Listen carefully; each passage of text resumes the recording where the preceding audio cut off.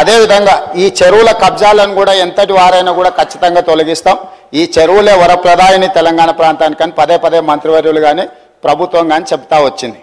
అయితే ప్రధానంగా సినిమా హీరోలు అంటే ప్రజలకు ఆదర్శంగా ఉండేవాళ్ళు, మంచిని ప్రజలకు బోధించేవాళ్ళు, వాళ్ళని ఆదర్శంగా సమాజం తీసుకుంటుంది.